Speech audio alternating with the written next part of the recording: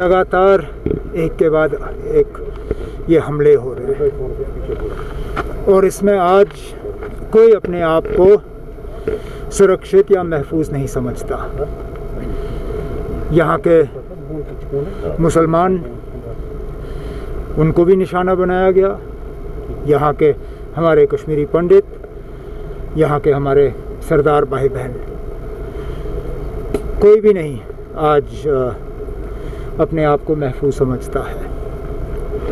और हालांकि ये वक्त सियासत करने का नहीं है, न मेरा इस तरह का कोई इरादा है, लेकिन हमारे जो हुक्मरान हैं उनकी जिम्मेदारी बनती है कि वो लोगों को समझाएं आखिरकार ये कहाँ पे फेलियर हुआ।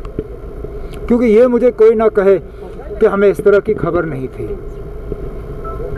हुकूमत से दूर रह के भी पिछले लगातार 1.5-2 महीने से मैं सुनता आ रहा हूँ कि यहाँ पे माइनॉरिटी कम्युनिटीज़ को निशाना बनाया जाएगा।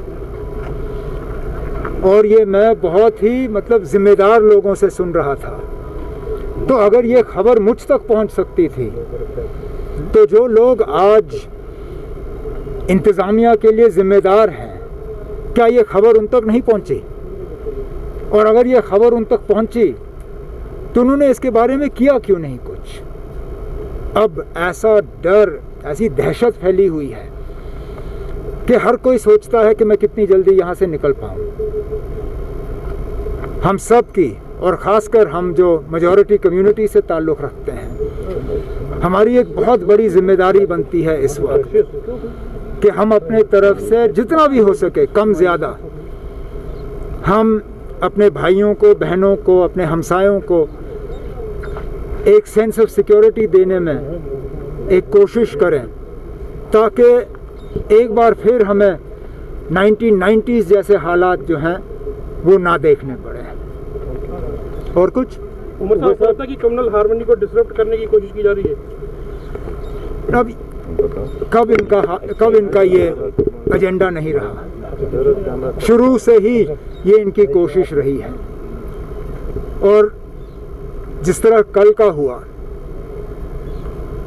चुन के इन 2 टीचरों को अलग करके इनको मारा गया।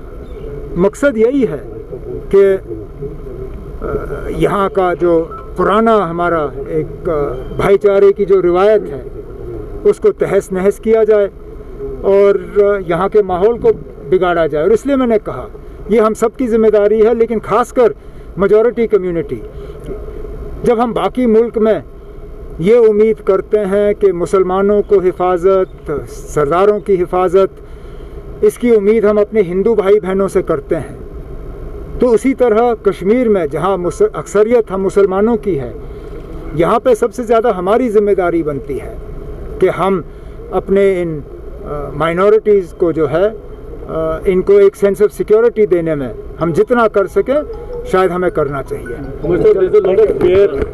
Sorry, what? There's a lot of fear among the minority community. What would be your message to them?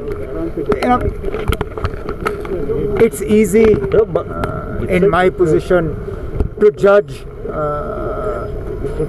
to pass judgment, but it would be extremely unfair because I can